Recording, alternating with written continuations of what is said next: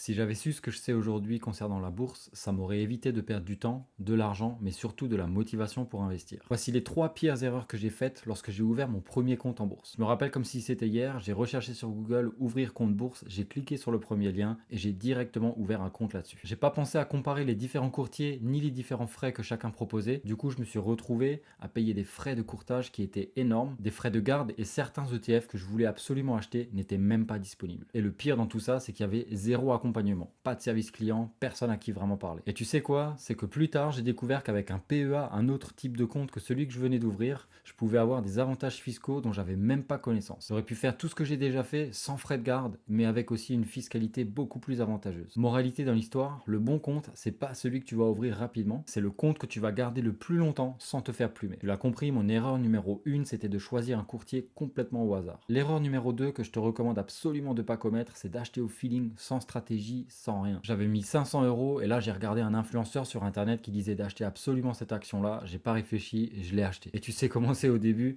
quand tu viens d'acheter une action, tu es en train de réfléchir tout le temps pour voir si tu as gagné ne serait-ce que 2 euros. Et ce type d'achat précisément dans ce cas-là, c'est pas de l'investissement, c'est juste un jeu de roulette. Et encore pire, à aucun moment je me suis demandé est-ce que je suis en train de comprendre ce que je suis en train de faire. Est-ce que j'ai un objectif? Est-ce que je sais quand je vais sortir du marché? À rien, j'y ai pas réfléchi. Aujourd'hui c'est tout le contraire, j'investis avec une méthode bien précise, j'ai mon propre portefeuille, j'ai des ETF, j'investis tous les mois avec ma propre stratégie. Et tu sais ce qui est beau là-dedans, c'est que lorsqu'il y a des fluctuations sur le marché, tu vas pas paniquer parce que tu as déjà élaboré ta propre stratégie. L'investissement, c'est pas chercher un coup à faire, acheter pas cher, revendre plus cher, c'est vraiment de construire quelque chose qui tient sur la durée. L'erreur numéro 3 et que beaucoup de personnes font, c'est d'ignorer la fiscalité. Au début, je pensais que c'était pas du tout important, mais j'ai vite compris qu'investir au mauvais endroit pouvait complètement ruiner ta rentabilité. J'ai commencé sur un CTO, j'ai pris un petit gain et bim, tout de suite la flat tax de 30% dans les dents. Si j'avais commencé avec un PEA, j'aurais pu sortir les gains sans impôt sur le revenu après 5 ans. La moralité là-dedans, c'est que la fiscalité, c'est loin d'être un détail. C'est réellement ce qui va faire la différence entre profit et piège fiscal. Ce que j'ai appris à travers cette expérience, c'est que l'investissement, c'est pas un sprint, c'est plus un marathon. Et c'est loin d'être sexy au début, mais c'est une discipline à adopter. Et crois-moi, la pire des erreurs là-dedans, c'est de ne pas te lancer parce que toi aussi, tu as peur de faire des erreurs. Lance-toi et surtout, apprends des conneries des autres, ça va te faire économiser un temps monstre. Et de l'argent aussi au passage. Et si tu veux que je te montre concrètement comment passer à l'action et faire les choses proprement,